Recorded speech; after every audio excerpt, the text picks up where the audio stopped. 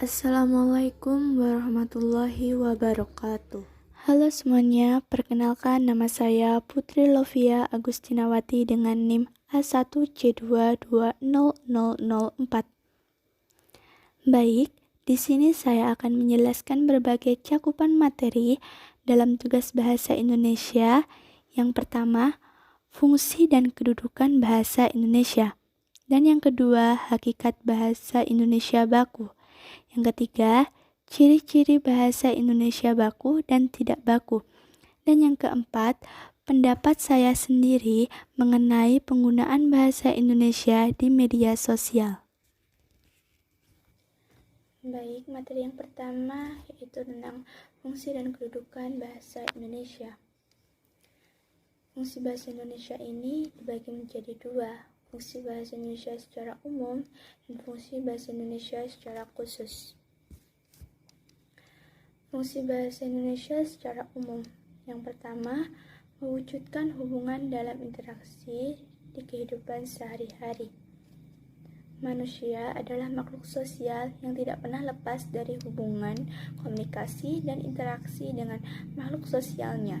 Komunikasi yang digunakan dapat menggunakan bahasa formal atau non-formal. Yang kedua, mewujudkan seni atau sastra. Bahasa juga dapat dipakai untuk mengungkapkan perasaan melalui media seni, seperti syair, puisi, prosa, cerpen, dan lain-lain. Kadang-kadang, bahasa yang dipakai juga memiliki makna konotasi dan makna denotasi.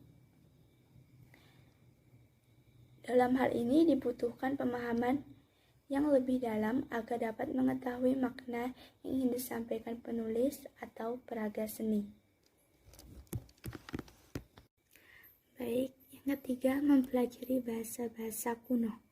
Dengan mempelajari bahasa kuno, akan dapat mengetahui peristiwa di masa lalu, untuk mengantisipasi dan mencegah kejadian yang lalu untuk tidak terjadi kembali di masa depan, atau untuk menambah wawasan tentang asal dari suatu budaya yang dapat ditelusuri melalui naskah kuno atau penemuan prasasti-prasasti. Kemudian yang keempat, memahami iptek.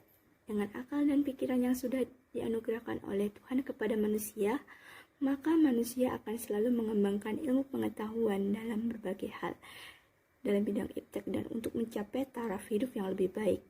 Pengetahuan yang dimiliki oleh manusia akan selalu mengabadikan agar manusia lainnya juga dapat mempergunakan dan lebih mengembangkan lagi demi masa depan manusia itu.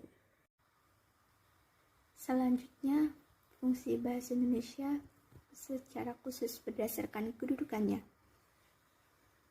Yang pertama, bahasa Indonesia sebagai bahasa nasional yang berfungsi sebagai lambang kebanggaan nasional, lambang identitas nasional, alat pemersatu berbagai masyarakat yang berbeda-beda, dan alat perhubungan antar budaya dan antar daerah.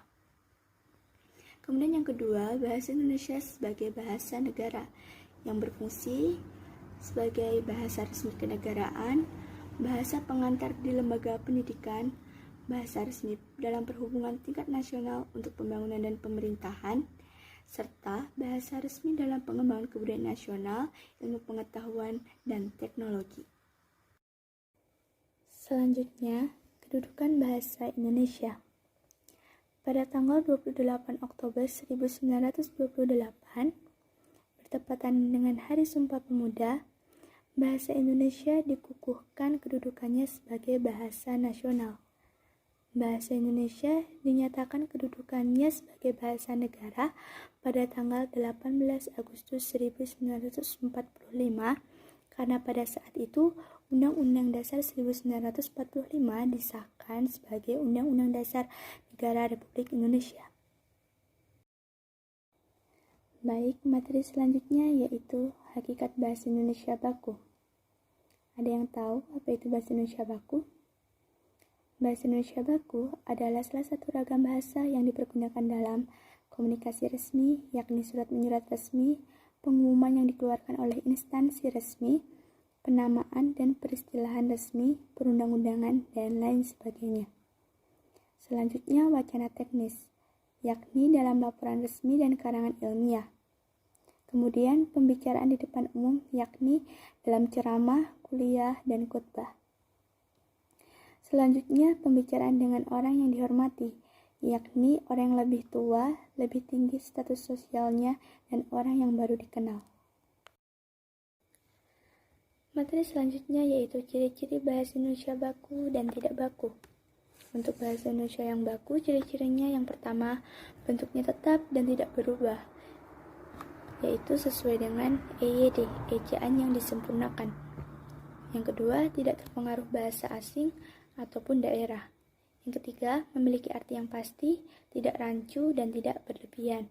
Dan yang keempat, penggunaan sesuai konteks. Untuk ciri-ciri bahasa Indonesia yang tidak baku, yang pertama, umumnya digunakan dalam percakapan sehari-hari. Dan yang kedua, dipengaruhi oleh bahasa asing atau bahasa daerah. Selanjutnya, bentuknya mudah berubah. Selanjutnya, yaitu pandangan atau pendapat saya mengenai penggunaan bahasa Indonesia di media sosial. Media sosial sudah digandrungi oleh berbagai kalangan. Media sosial memiliki pengaruh yang besar dalam kehidupan manusia, seperti merubah cara orang dalam berkomunikasi, mencari informasi, bahkan mampu merubah dan memodifikasi bahasa yang digunakan. Modifikasi itu bisa kita temui dalam berbagai bentuk. Dalam media sosial, bahasa Indonesia mampu berkembang melahirkan istilah-istilah baru, baik yang diserap langsung dari bahasa Indonesia maupun campuran dengan bahasa asing. Menggunakan bahasa gaul dalam pergaulan sehari-hari itu boleh, tetapi kita harus bisa memilah kapan kita menggunakan bahasa Indonesia yang sesuai dengan kaidah.